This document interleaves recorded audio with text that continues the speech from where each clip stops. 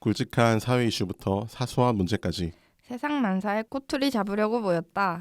고품격 방구석 토크쇼 드러나 봅시다. 네 번째 이야기 한번 드러나 주세요. 이걸로 아이고. 끊어서 갈게요. 오프닝 힘들다. 이걸로 하면 될 것 같아요. 네. 자, 오늘 저희 시작됐는데 원래 근황 토크 하는데 근황 토크 하기에 앞서 데이터 정산이 있습니다. 저희가 지금 두 개의 방송을 하고 두 개의 방송이 뭐라고 해 업로드가 되고 모였는데 이제 주호민 선생님 관련된 얘기가 1000회를 기록을 했고 그다음에 의대 정원에 대한 이야기가 지금 조회수가 2000회고 댓글이 한 50개 정도가 달려서 지금 굉장히 반응이 나름 뜨겁습니다. 네, 그래서 제가 그 댓글들 다 답글은 못 다드리는데 하트는 다 누르면서 보거든요. 그래서 하나는 좀 짚고 넘어갔으면 좋겠다가 있어서 뭐가 있냐면 그러니까 저희의 어떤 쏘리.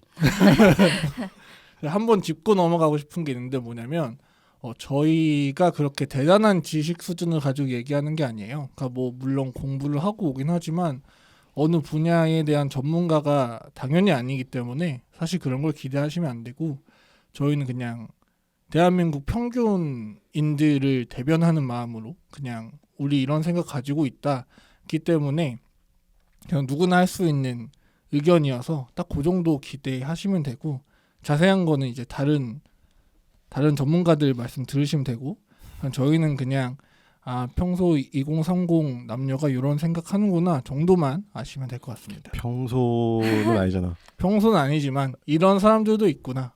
예. 그러니까 정보 공유 방송은 아니다. 우리가 정보나 지식을 전달하는 게 아니라 뭐 저번에도 말씀드렸지만 그냥 제가 떠들고 싶어서 모인 멤버, 그러니까 저는 그래요. 저는 그런 의도로 모았고 다들 그냥 각자 떠들고 싶어서 모인 멤버들이기 때문에 어떤 전문가의 수준을 바라지 않으셨으면 좋겠고. 뭐 전문적이면 좋지. 좋은데 사실 저희가 모든 분야에 대해서 그럴 수는 없으니까 한 명, 그러니까 긁히는 댓글이 하나 있어가지고 최상 뭐 이분 아니에요? 최상님? 긁혀가지고 우리의 의료 무슨 수준이 100점 만점에 50점도 안 된다. 당연하죠. 우리는 전문가가 아니니까. 그래서 저는 그렇게 생각 안 해요. 어떻게 그러면? 아니 100점 만점에 50점 뭐 이거 말고 저희는 비전문가지만 저희만의 관점이 좀 뚜렷하다고 생각해가지고 그렇지 않나요? 네, 맞아요. 그러니까 저희의 관점으로 바라보는 거기 때문에 당연히 동의되지 않을 수 있고 모르는 부분이 있을 수 있죠. 네. 근데 난 항상 녹음하고 나면은 난 그게 좀 걸린단 말이야. 내가 좀 더 알아보고 정확한 팩트를 기반으로 얘기를 했으면 좋았지 않았을까라는 생각을 매번 하기 때문에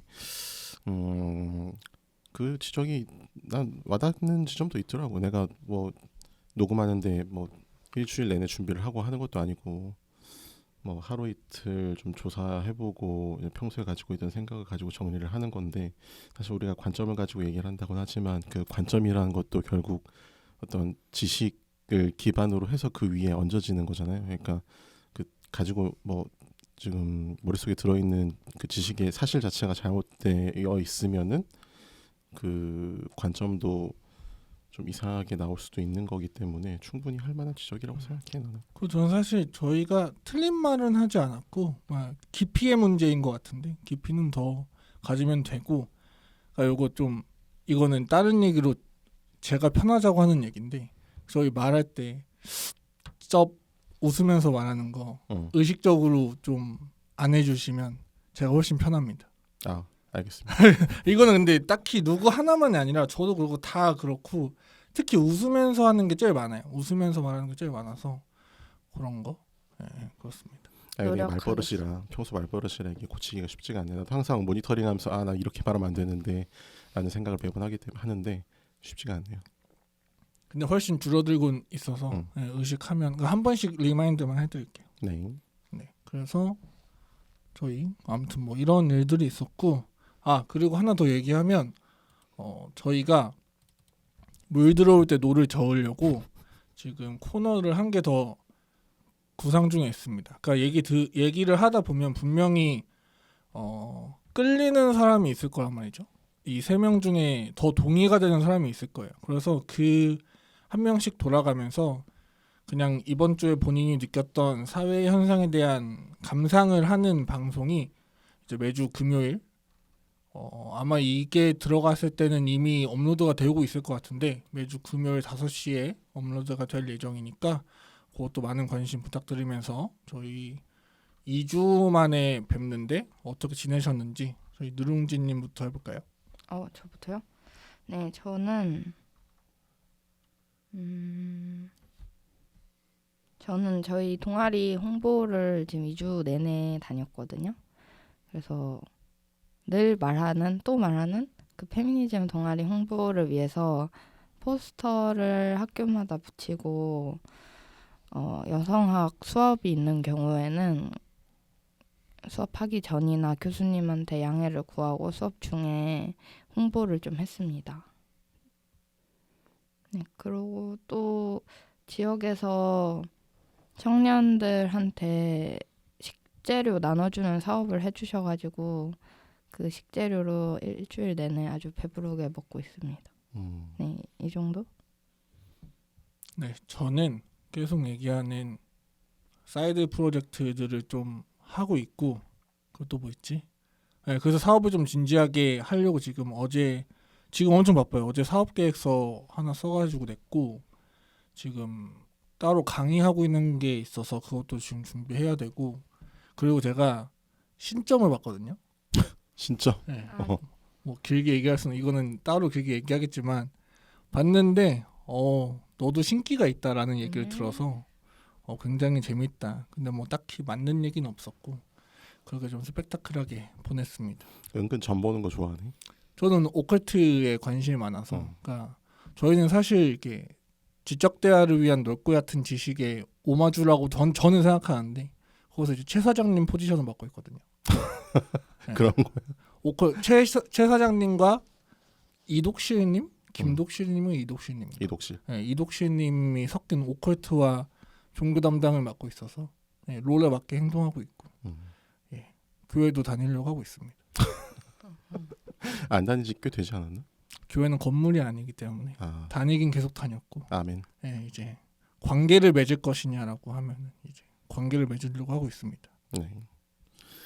저는 새 직장 들어간 지 지금 이제 2주째인데 일은 할 만한데 약간 선임이 좀 너무 군대스러워가지고 힘들어. 이럴 수가. 참 나보다 한 살밖에 나이 안 많으면서 말이야 지금 2주째인데 벌써 나한테 말을 까고 막 갈구는 것도 군대식으로 갈고 참 이게 적응하기 힘드네. 군대 갔다는 그냥 꼰대라는 말씀이시죠? 그리고 퇴근하고 나서는 요새 또 지역에서 캠페인하는 게 있어가지고 계속 결합을 하고 있고 어제 3번째 결합을 했는데 생각보다 반응이 괜찮아가지고 좀 힘을 얻고 있습니다. 지금 30명 아니지 전체로 치면 100명 조직을 목표로 하고 있는데 그래도 한 3일째인데 한 3분의 1 정도는 달성을 해가지고 좀 열심히 힘을 받아가지고 하려고 하고 있어요. 이번에 또 그 녹음을 기준으로 총선이 한 달 안 남았잖아요. 그렇죠. 4월 10일이니까. 예, 그런 정치 얘기도 시즌 맞춰서 하면 재밌겠다는 생각이 들면서 오늘의 주제는 무엇이죠? 세월호입니다. 네, 세월호에 대한 10주 기라고 하죠. 네. 그렇죠. 네, 세월호 제가 용어를 잘 몰라서 세월호 10주기를 기리면서 그에 대한 이야기를 하려고 하는데 사실 이 얘기를 했으면 좋겠다라고 처음 말씀하신 게 제 기억엔 누룽지님이어서 맞나요? 처음에 저였어요.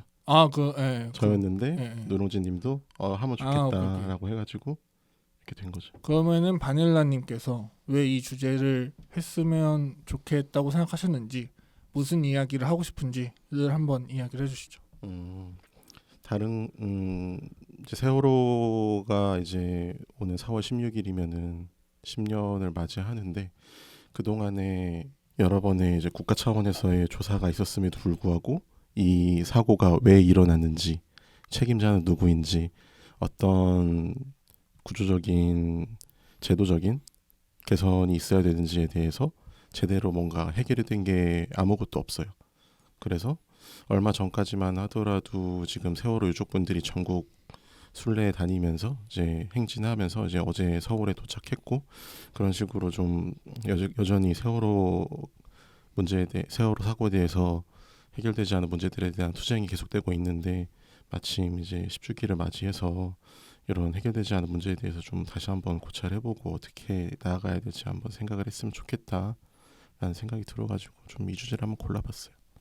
혹시 생각하신 골자가 있나요? 생각한 골자? 이 문제는, 세월호 문제는 뭔가 단순한 어떤 교통사고가 아니라 이 사회적인 여러 구조적인 모순에 의해서 생겨난 사고이고, 이것들을 고쳐나가야 된다라는 식으로 얘기 좀 하고 싶었어요. 그러면 조금 뗄게요. 우선 재해라는 표현으로 쓸게요. 인재? 재해? 뭐 재해죠 어쨌든. 네, 재해라는 표현을 쓰면 재해적인 관점이 있을 것 같고, 그 후에 어떤 조치나 아니면 뭐 좀 더 구조적인 이야기들이 있을 수 있을 것 같아요. 그래서 먼저 재해적인 얘기를 먼저 떼서 하면, 사실 저는 진보적인 성향으로 바뀐 지 10년이 안 됐고 10년이 안 된 것 같아요. 이렇게까지 모르는 사람이 보면 빨갱이라는 소리를 들을 정도의 나는 사실 그렇게 생각하지 않지만, 저는 빨갱이 편에 속하지 않는다 생각하지만, 뭔가 너무 진보적이다라는 얘기를 듣기 시작한 게 10년이 좀 안 됐고, 세월호 전에는 제법 보수적이었어요. 그래서 세월호 때지, 세월호 때. 그리고 그때도 그렇고 지금도 그렇고 여전히 드는 생각은, 우리는 왜, 그러니까 이건 좀 불리할 것 같아요. 알고 보니까 뭐 박근혜 전 대통령이 어떤 게 있었고 뭐가 은폐됐고 이런 거 다 떼고, 처음에 이 사건이 일어났을 때 대중들의 반응이 다른 어떤 다른 사건, 다른 재해나 뭐 교통사고나 큰 규모의, 사실 그 해에 그것도 있었죠. 그 환풍구 그 사고도 있었고, 그 성남에서 이제 네, 공연하다가 환풍구가 무너져 내려가지고 그런 것도 있었고, 작년인가에 쿠팡 화재 맞나요? 쿠팡 공장 화재? 그 물류 창고 화재. 그런 것도 있었고, 그런데 그런 것, 그러니까 모든 일들이 있는데 세월호의 이야기가 지금까지 좀 회자되고, 그 당시에도 사실 제법 많은 주목을 받았단 말이에요. 왜 이 사건은 다른 것들에 비해서 대중의 주목을 받았을까에 대한 얘기를 먼저 하면 좋을 것 같아요. 왜냐하면 일단 첫 번째로는 오보가 원인이라고 생각을 하거든요. 이게 전원 구조했다고 나왔다가, 저도 그 당시에, 저는 그때 중학생이었고 체육 시간이었고 휴대폰을 못 썼어요. 그때는 휴대폰을 다 걷어서. 근데 선생님이 사고가 났다고 말씀을 해주셔가지고 막 우리끼리 엄청 걱정하다가 조금 있다가 근데 다 구조됐대 이래서 다들 기쁜 마음으로 하교를 하는데, 하교길에 그 소식을 다 본 거죠. 오보였다는 걸. 그러니까 더 이슈화가 될 수밖에 없지 않았을까요? 다들 안심하고 일상으로 돌아가려고 하는데 사실 그게 아니었고, 지금 구조가 안 되고 있고 죽어가고 있다는 거를 알았으니까 그런 거 아닐까요? 저도 약간 비슷하게 생각하는 게, 그때 저는 그때 군인이었거든요. 이제 당직은 아니지. 그때 근무 서면서 이제 매점에서 라면을 먹고 있었는데, 그때 이제 TV에서 세월호 관련 얘기가 이제 실시간으로 나오고 있었고, 마침 또 전원 구조됐다라고 하니까 같이 이제 밥 먹고 있던 사람들이 다 잘 됐다라고 이제 얘기하면서 다 이제 들어갔는데, 그때 또 이제 이게 오보라는 얘기가 나왔었고, 전반적인 세월호 사건의 어떤 흐름들을 보면은 의도된이라고 하기엔 좀 그렇다. 이 사건을 계속 이제 주목하게 만드는 어떤 시점들이 있었던 것 같아요. 처음에 사고가 났다. 근데 이제 학생들이 되게 많이 타고 있다. 그래서 이 사람들이 되게 많이 좀 안타까워 하잖아요. 보통 이제 이런 학생들이 이제 수학여행 가다가 사고가 났으니까 되게 안타까워하고 빨리 구조됐으면 좋겠다라는 마음을 가지고 계속 보고 있었을 텐데 그게 마침 이제 사고 현장에서 실시간으로 이제 언론들에 의해서 보여지고 있는 상황이었고 그 와중에 다들 이제 구조됐다고 하니까 되게 기쁜 마음으로 이제 딱 물러나서 봤을 텐데 그게 또 오보라는 게 밝혀지고 거기서 이제 실시간으로 이 사람들이 이제 목숨이 경각에 달렸다는 것들이 계속 이제 보여지니까 사람들이 주목을 할 수밖에 없었다라는 생각이 들어. 저 옛날에 되게 옛날의 일인데 그 삼풍백화점 붕괴 사고 있잖아요.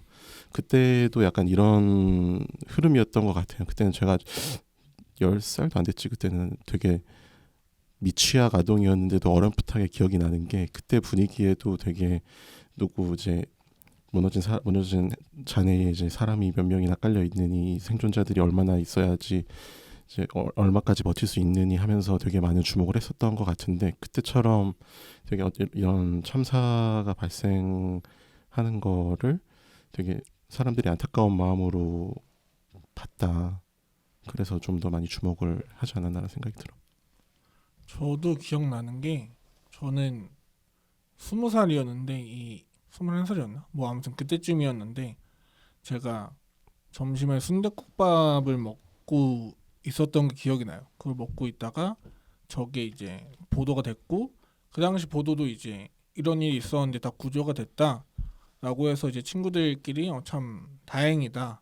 그리고 쟤네는 뭐 나중에 좀 지나면 좀 이렇게 회자하면서 좀 나름의 어떤 에피소드가 생겼구나 정도였어요. 그러니까 그때는 몰랐으니까.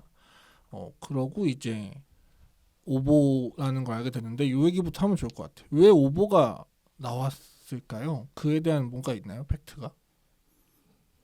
뭔가 팩트가 있지는 않고 그게 뭐 밝혀진 건 없지만 전반적으로 봤을 때는 이런 얘기들이 있죠. 이게 구조본부나 이런 데 있는 사람들이 어떻게든 이거를 되게 빨리 수습을 하기 위해서 뭔가 하는 과정에서 오류가 생겼다라는 얘기도 있는 것 같고 좀 이런 오보가 드러내는 바는 좀 그런 거지. 이 실제적인 사고의 수습보다는 어떻게든 언론에다가 우리가 열심히 하고 있습니다라는 걸 보여주기 위해서 이제 대언론전을 하는 과정에서 벌어진 실수인 거지. 보면은 세월호 이게 이게 어디서 본 문서인지는 모르겠는데 보통 이제 사고가 벌어지고 수습 대책위가 꾸려지고 나서 이 사람들이 거의 1시간 간격으로 언론 브리핑이나 이런 거를 많이 했단 말이죠. 근데 그게 이 언론 브리핑 뭐 자주 하는 거는 중요하지만 거기서 이제 언론 브리핑을 하기 전에 이 사람들이 이제 사고 대책을 마련하기 위해서 이 사람들을 구조하기 위해서 어떤 일들을 하고 있었는지 그냥 그때 해경이 갔음에도 불구하고 제때 이제 구조도 못하고 어떤 행동도 못하고 그냥 바라만 보고 있는 상황이었잖아.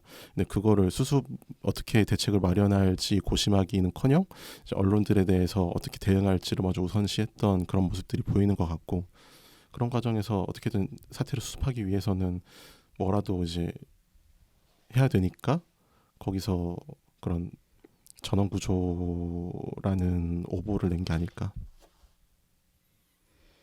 약간 중언부언해서 얘기한 것 같은데 내가. 뭐 그거는 뭐 다 그러니까. 경향신문 기사를 보니까 이게 처음에 전원 구조라는 잘못된 보고가 있었는데 그 보도 경쟁에서 이기기 위해 가지고 그걸 보자마자 팩트 체크 없이 그 오보를 냈다는 게 있는데 이 원인이나 그런 게 완벽하게 진상 규명이 되지 않은 걸로 알아요.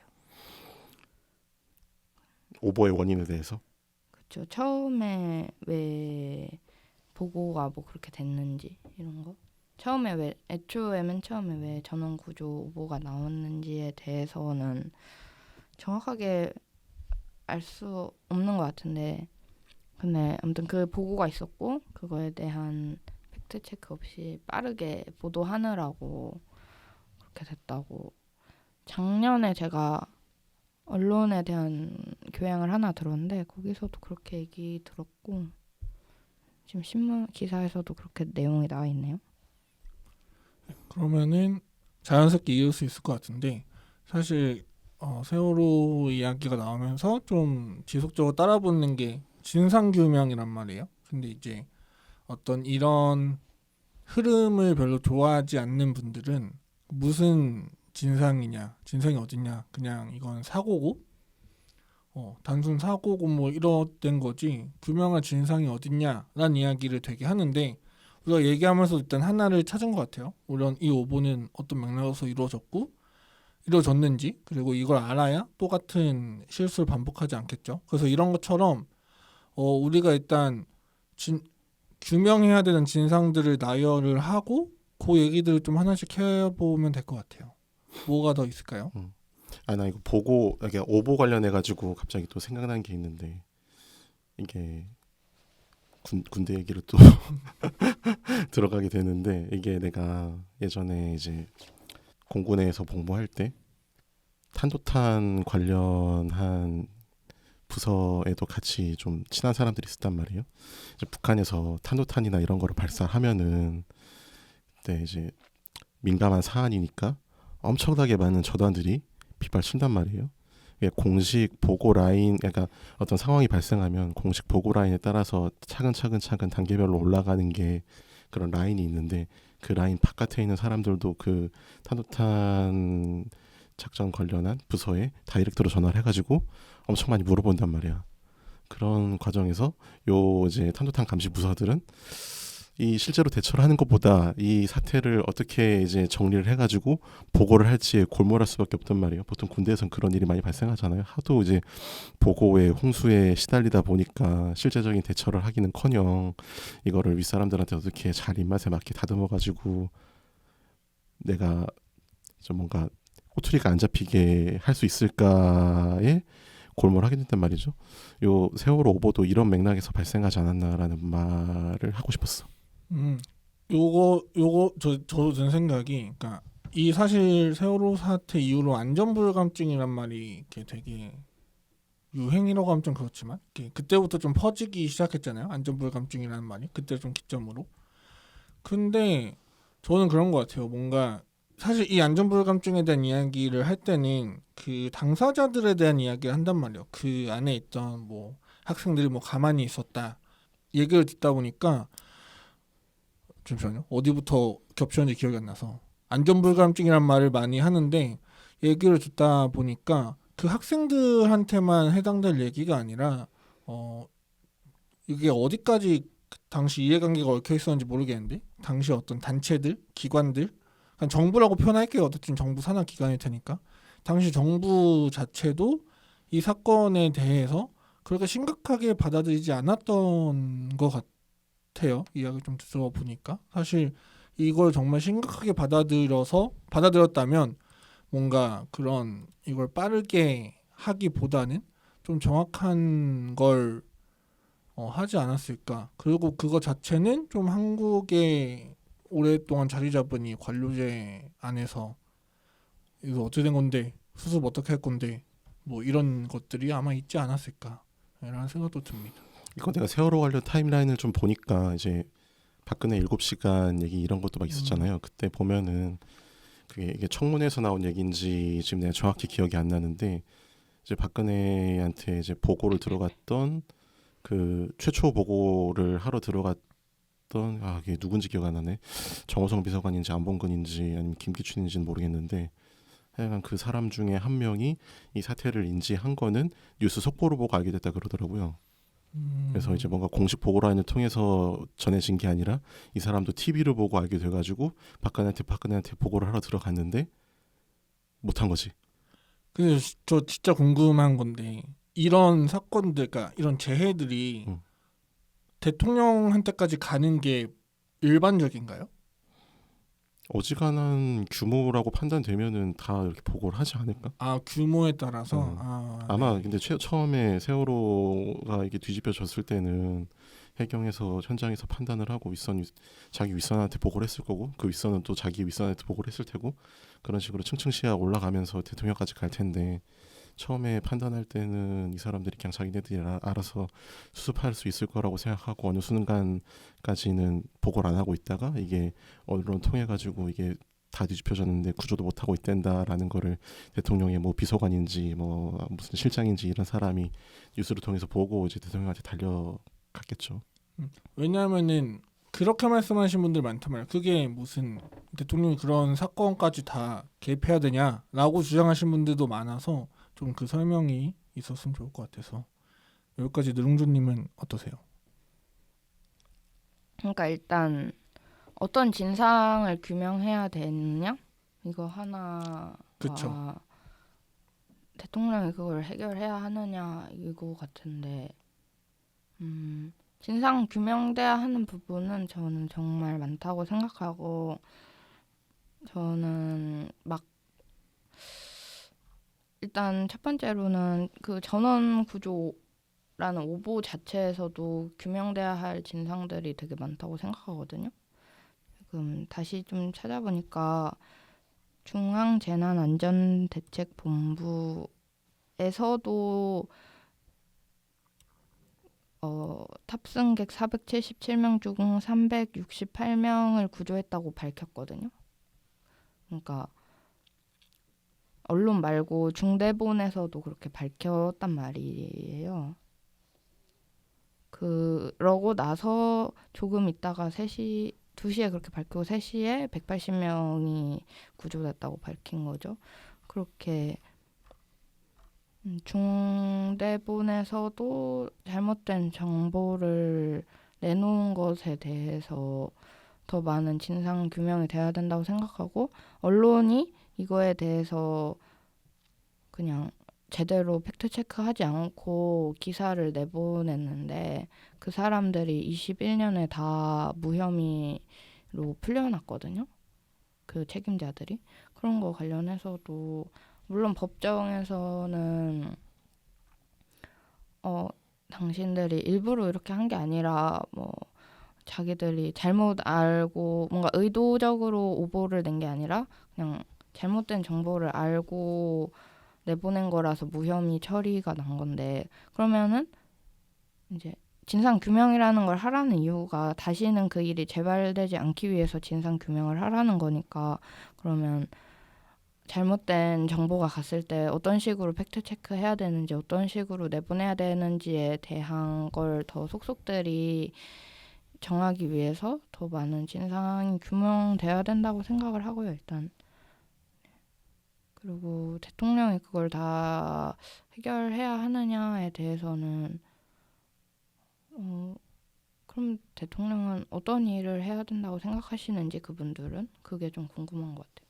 국민의 생명과 안전을 지키기 위한 노력을 대통령이 해야죠. 그러라고 뽑힌 자리 아닐까요? 그렇게 생각합니다.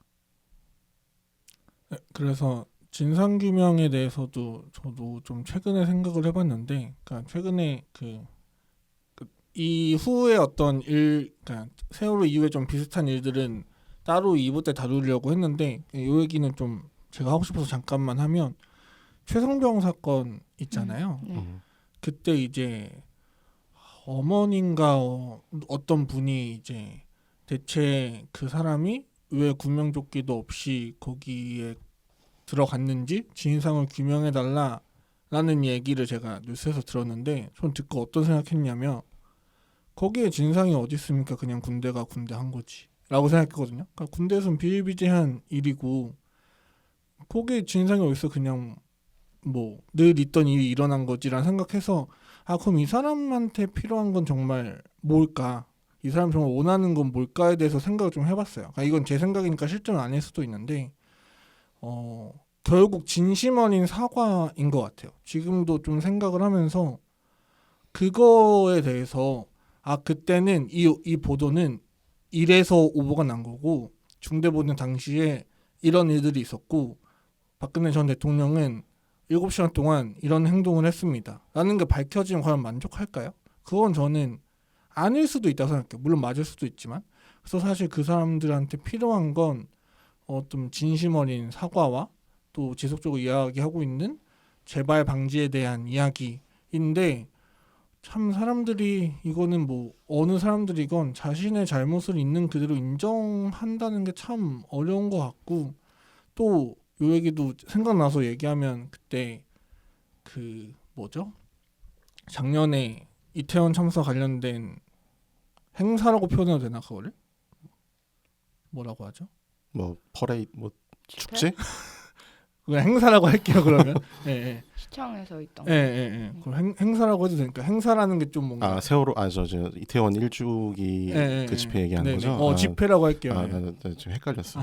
그 이태원 1주기 집회에 대통령이 오지 않은 걸 보면서 또 그때 들었던 생각인데 결국 이때가 정말 아무리 대통령이 뭐 진심으로 자기는 잘못 없다고 생각할 수도 있죠. 그건 난 생각할 수 있다 생각해. 그런데 정말 나라를 위하고 국민을 위한 자리에 있는 거라면 욕바지를 하는 게 맞다고 생각해요. 그러니까 결국 뭐 억울할 수 있어. 중대 본 사람들은 이 이해관계의 사람들은 억울할 수도 있는데 결국 자신의 잘못을 솔직히 이야기를 하고 욕바지를 하는 게 어쩌면 이들이 말하는 진상일 수도 있겠다라는 생각을 저는 최근에 좀 하고 있습니다. 저는 그거는 아닌 것 같아요. 그러니까 욕바지가 진상 규명을 원하는 게 욕바지가 되어라가 아닌 것 같다는 이유가 제가 그 이해람 중사 사건 혹시 아세요? 그 이해람 중사가 이제 공군에서 성추행 사건이 있어서 이제 자살하신 사건이 있어서 저희 동아리에서 방청영대를 좀 갔어요. 그걸 갔는데 이제 방청연대 끝나고 잠깐 방청연대 온 사람들끼리 얘기하자고 하셔서 잠깐 갔는데 알고 보니까 다들 군인권센터 분이랑 다들 이제 사망 군인의 유가족 분들이 오셨던 거였거든요. 그래서 그분들이랑 얘기를 좀 그때 많이 했는데 그분이 얘기하시기로는 우리들이 원하는 거는 다른 게 아니라 이제 재발 방지밖에 없다고. 이미 이제 자신의 자신의 가족들을 떠나 보냈지만 다시 이런 일이 발생하면 안 되잖아요. 그래서 그분들이 진상 규명을 하라는 게 너네가 잘못했으니까 너네를 내가 욕해줄 거야라는 것보다는 다시는 이런 일이 발생하지 않기 위해서 잘못한 책임자가 처벌받아야 되고 이런 시스템이 개혁돼야 된다는 의미에서 저는 진상규명을 외친다고 생각하거든요. 이게 중간에 좀 꼬였던 것 같아서 한번 짚고 가야 될 것 같아서 저도 그렇게 생각하고 그러니까 그래서 앞에 이거는 헷갈리시는 분들은 뒤로 듣게 해보시면 되니까 앞에 필요한 거는 진심 어린 사과와 그로 인한 어떤 재발 방지에 대한 거로 말씀드렸고 그런 포인트고 말씀드린 욕바지는 만약에 그런 역할도 필요하다면 그것을 대통령이 하는 것이 맞다. 그러니까 이 얘기를 왜 하냐면 그때 이태원 참사 때 그 윤석열 이태원 참사 1주기 행사 때 대통령이 안 왔단 말이에요. 그리고 국힘 인사위원들도 안 왔어. 그러면은 뭔가 그때 하면 뭐 욕도 먹을 것 같고 뭐 뭔가 신변에 그런 게 있을 수도 있고 뭔가 캥기니까 안 왔겠지. 하지만 캥기더라도 와서 욕바지를 해야 된다라는 거죠. 네, 욕바지라고 말하니까 그런 것 같은데 네. 여기서 말하는 욕바지는 약간 정치적 책임이란 말로 얘기를 할 수 있을 것 같아요. 오케이. 정치적 책임을 뭐 앞에만 듣고 나가신 분들은 어쩔 수 없고 정치적 책임을 져야 된다라는 걸 조금 이제 가벼운 언행으로 이제 욕바지라고 하는 거고 그거에 대해서 사실 진상을 규명하지 않는 것들이 책임지지 않는 거잖아요. 근데 그거에 대한 책임을 다 져야 되고 그 책임 안에 정서적인 것도 포함된다면 그런 걸 원하시는 분들도 계실 수 있잖아요. 정서적인 게 포함된다면 그것조차 지는 것이 정치인이라고 생각한다로 정리할 수 있을 것 같습니다. 여기까지는 이의가 딱히 그렇죠. 그리고 약간 더 추가로 얘기를 해야 될 것 같은데 그 세월호 저 박근혜의 7시간 관련해서도 이제 실체가 밝혀지지 않은 것들이 있지만 지금 세월호 재발 방지를 위해서는 이 사고가 왜 일어나는지에 대한 게 밝혀져야 되는 거잖아요. 그런데 지금까지 2015년부터 2019년까지 4번의 조사가 있었단 말이에요. 15년도에 세월호 특별조사위원회, 17년도에 세월호 선체조사위원회, 19년도에 세월호 참사 특별조사위원회, 또 19년도에 또 검찰이 또 특검도 했어요. 특검이라고 해야 되나? 하여간 세월호 참사 특별수사단이라는 걸 꾸려가지고 했단 말이죠. 근데 그렇게 4번의 수사를 했음에도 불구하고 뭐 이 세월호 사고가 어떻게 해서 일어났는지 왜 일어나는지에 대한 명백한 결론이 난 게 아무것도 없어요. 대표적으로 이제 내인설과 외인설 두 가지로 구분이 되는데 내인설이라고 하면 이제 세월호 자체의 어떤 구조적인 결함이나 이제 과적의 문제에 의해서 넘어졌다, 뭐 이제 침몰됐다라는 말이 있는 거고 외인설은 바닥에 깔려 있던 뭐 암초나 뭐 약간 음모론적인 얘기지만 지나가던 잠수함이 부딪혀가지고 침몰했다라는 식의 두 가지 큰 설이 있는데 이 두 가지에 대해서 어느 것도 명백하게 결론이 내려진 게 없는 거죠. 그러니까 이제 유족들 입장에서는 사고가 왜 일어났는지도 모르겠는데 이걸 어떻게 재발을 방지하며 우리 아들, 딸들은 왜 죽었으며 이런 감정이 당연히 생길 수밖에 없는 거죠. 거기에 더해가지고 그 당시 집권하고 있던 박근혜 씨라고 할게요. 나 대통령이란 말을 붙이기 싫어. 그래서 이분이 뭐 공식 뭐 자기네 주장으로는 뭐 나자마자 보고를 받았다고 하는데 검찰 수사 결과 막 열 몇 시에 사고가 일어나는 건 8시 몇 분에 일어났는데 직접 보고를 받은 거는 열 몇 시에 서면 보고 받았다는 거로 밝혀지고 이런 것들을 보면서 그동안 이 정부 사람들은 뭘 하고 있었냐. 근데 그런 거에 대해서도 뭘 하고 있었는지에 대한 어떤 실체적인 게 밝혀진 게 없단 말이죠. 그러니까 당연히 이 세월호 문제에 분노하는 사람들은 이런 문제에 있어서 진실을 밝혀주기를 요구할 수밖에 없다라는 생각이 들어요. 그래서 뭘 하고 있었냐라고 했을 때 만약에 정말 어떤 필요한 일을 저는 그렇게 생각해요. 여기부터 뭐 음모론이라고 하셔도 돼요. 그 들으시는 분들. 그러니까 만약에 필요한 일을 했다면 예를 들어서 박근혜 저는 전 대통령이라고 할게요. 저는 어쨌든 했던 건 맞으니까 박근혜 전 대통령이 정말 정치적으로 중요한 일을 했다면 왜 말을 안 하겠냐고 저는 생각하거든요. 그 사람이 결국에는 본인이 캥기는 일을 그때 했으니까 말을 못하는 것 같고 이걸 말하면 욕을 먹을까봐 이렇게 묻는 식으로 자꾸 의사결정을 해왔던 것 같은데 그렇게 거기선 욕을 먹고 책임을 지는 게 정치인이 바람직하게 그러니까 제가 아까 욕받이란 말이 좀 가볍게 느껴졌을 것 같아서 계속 붙이는 건데 거기서 욕 먹고 욕 먹고 필요하다면 처벌도 받고 그 일을 다시 일어나지 않기 위해 하는 게 정치인들이 보여야 되는 자세라고 생각하는데 좀 그렇지 못한 것에 대한 분노들도 있는 것 같습니다. 있죠. 같은 게 아니라. 예. 박근혜는 그때 공식적으로 어떤 일을 했는지 말한 게 아무것도 없고 자기네가 청와대에서 그 당시 이런 일을 했습니다라고 말하는 것도 대부분 검찰 조사 결과 거짓으로 밝혀졌고 근데 그러면 니네들이 여태까지 말했던 게 다 거짓을 하면 진짜로 뭘 하고 있었느냐에 대해서 공식적으로 정확히 말한 게 아무것도 없어요.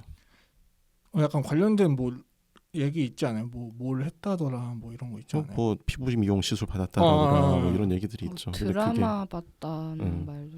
근데 말들이 그렇게 많은데 그게 진짜로 어떤 일을 했는지에 대해서는 박근혜가 얘기를 안 하니까 모르죠. 근데 제가 이런 것 같아요. 뭐 피부 미용을 받았다는 얘기도 있고 뭐 드라마 봤다? 드라마 봤다는 얘기는 전 처음 듣는데 뭐 그런 얘기도 있는데 그러니까 들으면서 나 사실 그거 말고 이거 했는데 라는 생각이 들 거 아니에요. 근데 이제 이것도 음모론이에요. 그러니까 드라마보다 실제로 드라마를 봤을 수도 있고 드라마보다 엄청 가벼운 레저를 하느라 그걸 못했기 때문에 대변이란다. 반론을 하지 못하는 걸 수도 있겠다.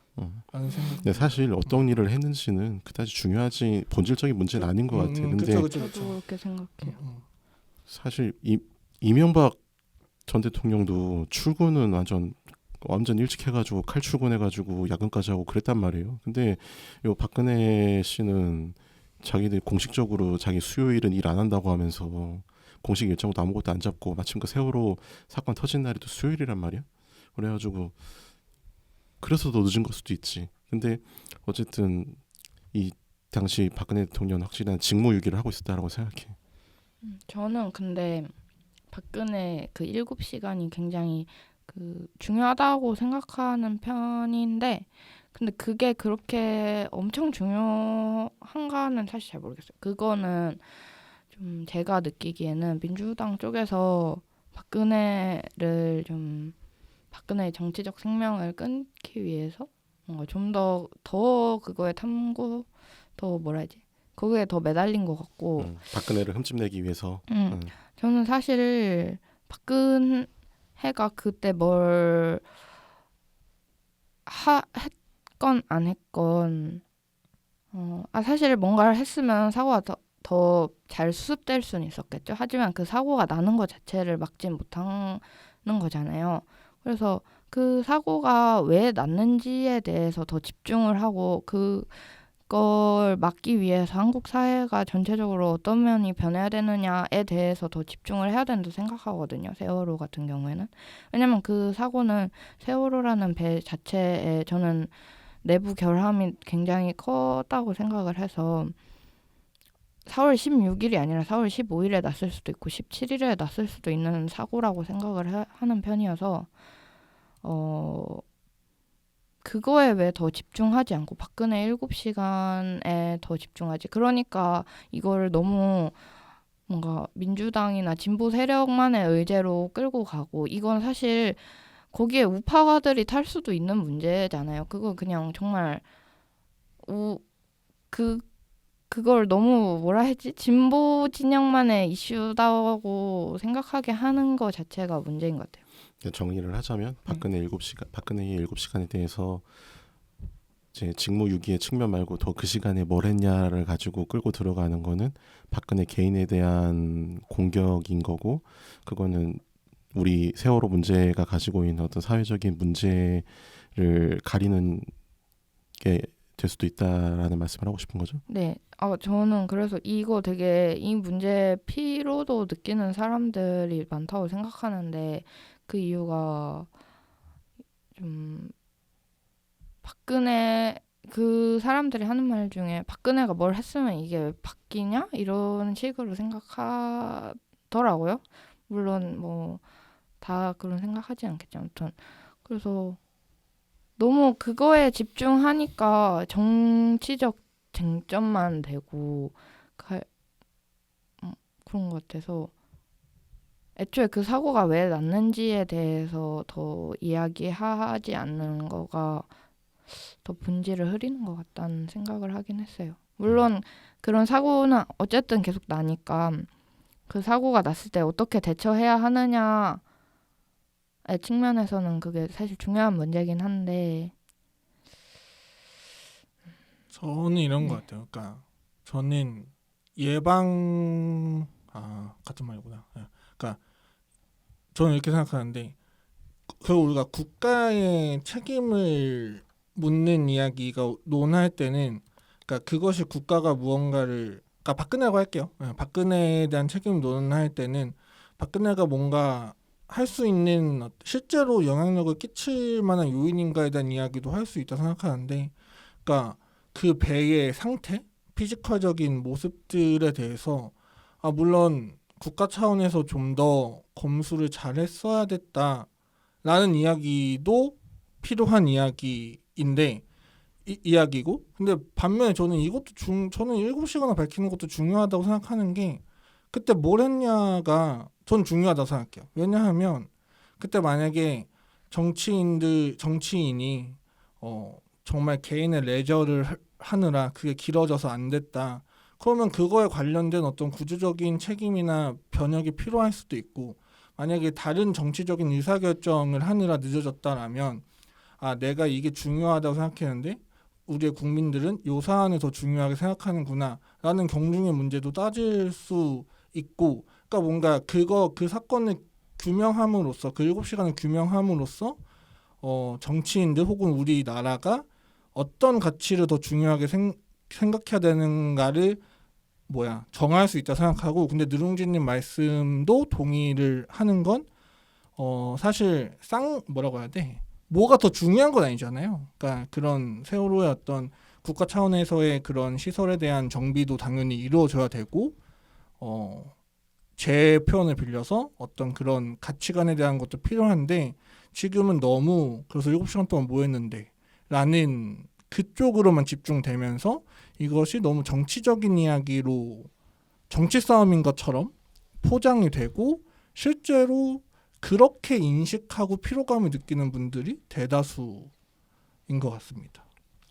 그러니까 박근혜 7시간의 문제는 박근혜가 그때 자기가 뭘 했는지에 대해서 공식적인 제대로 된 진실된 얘기를 했으면 이미 해결된 문제였는데, 자꾸 그거를 감추고 거짓말하고 이러니까 그게 자꾸 이제 박근혜의 개인적인 어떤 공격을 하는 방향으로 음모론적으로 흘려갔던 게 있는 것 같아요. 사실 대통령의 일정에 대해서는 다 공식적으로 공개를 하는 게 원칙이고, 이제 뭐 내일 어디 갈 거고 이런 거에 대해서도 다 얘기를 하는 게 원래 원칙인데, 박근혜는 그런 원칙을 지키지 않고 그냥 자기가 어떤 일을 했는지에 대해서 자꾸 거짓말하고 하니까 문제가 자꾸 음모론적으로 흘러가면서 박근혜의 정치적인 흠집 내기로 들어갔던 것 같아요.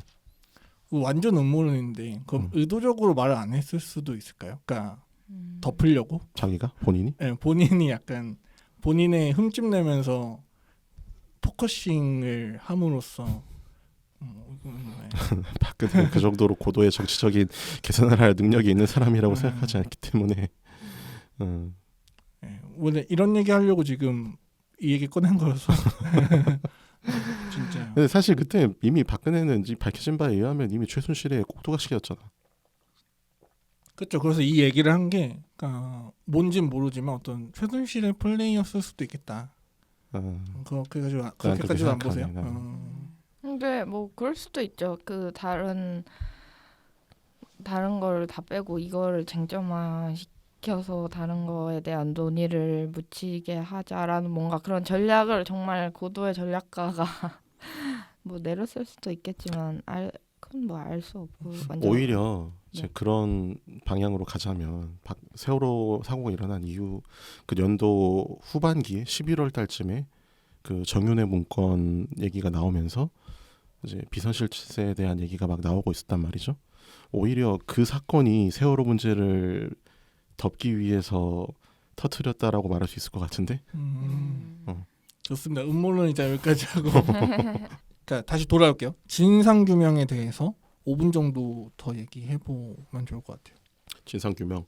그러니까 규명돼야 하는 진상은 제일 내가 생각하는 제일 규명되어야 되는 진상 규명은 세월호가 왜 침몰을 했고, 그럼 그 당시에 구조를 방해라기보다 방기했던 사람은 누구이고 책임자들은 누구이고 이런 것들이 밝혀져야죠.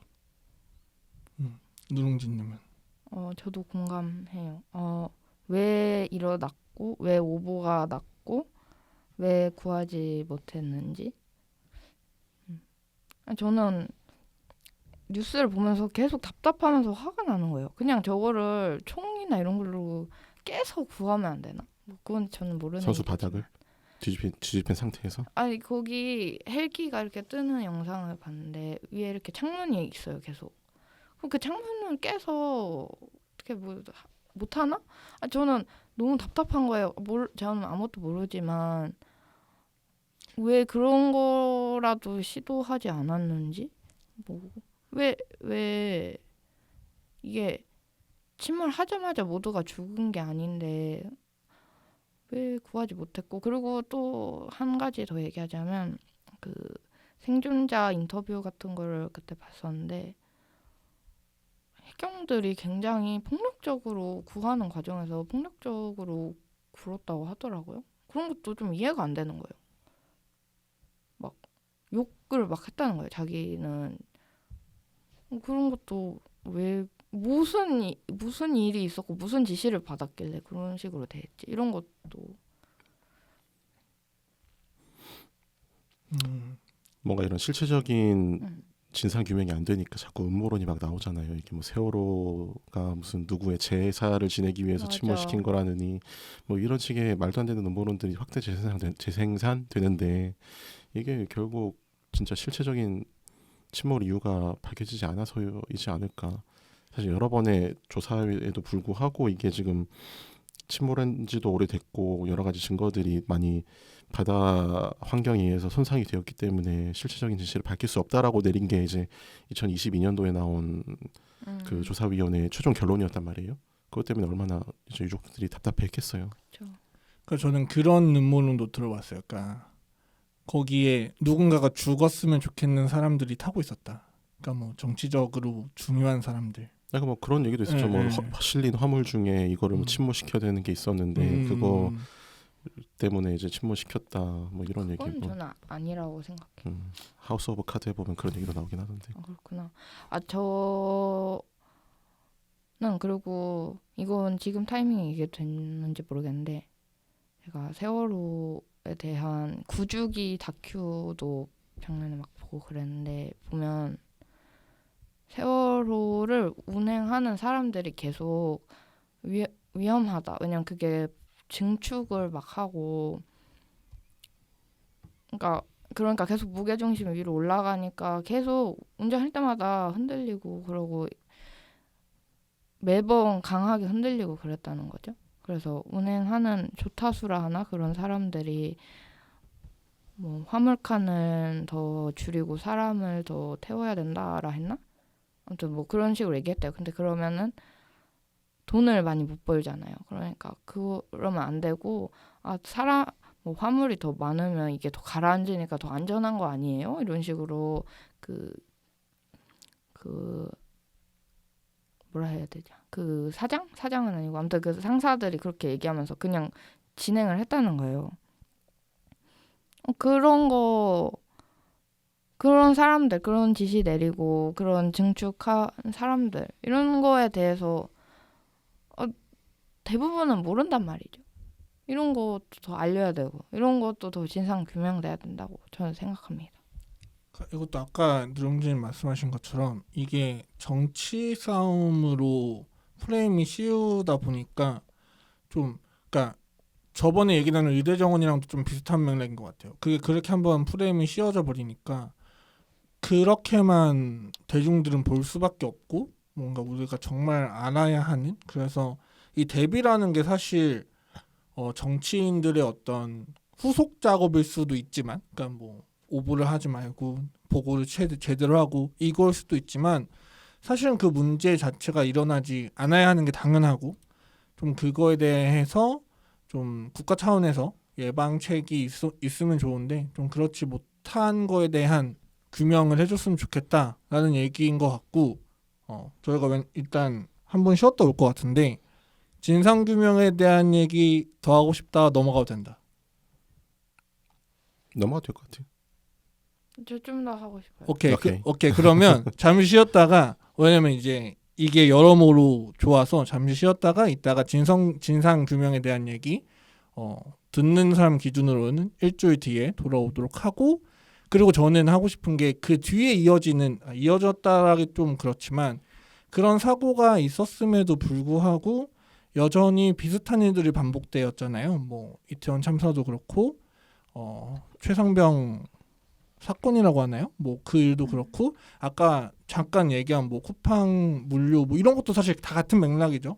그런 것들이 여전히 일어나고 있는데 좀 어떻게 했으면 정부는 좀 어떻게 해줬으면 좋겠다와 저는 그 얘기도 하고 싶어요. 우리는 어떻게 해야 하는가에 대한 이야기도 좀 하고 싶어서 그 얘기 잠깐 쉬었다가 돌아오도록 하고 구독, 좋아요, 댓글 달아주시면 다음 거 바로 업로드한 거 찾아보실 수 있고 저희 얘기 중에 막 틀린 얘기 있을 수 있어요. 뭐 무슨 그래도 드라마는 안 보지 않았겠냐라든지 뭐 아니면 저희가 잘 모르는 어떤 피지컬적인 부분들이 있잖아요. 구조에 대한 이야기들 아시는 분들 계시면 남겨주시면 저희도 최대한 댓글로 소통하려고 하고 있고 이거는 저만 생각하고 있는 건데 좀 소통할 수 있는 장을 좀 열면 좋겠다를 생각은 하고 있어요. 난 별로예요? 알겠어요. 이거는 이따 얘기할게요. 아무튼 그래서 여러 가지 생각하고 있으니까 일단 댓글 달아주시면 너무 좋을 것 같습니다. 그러면 저희는 잠시 쉬고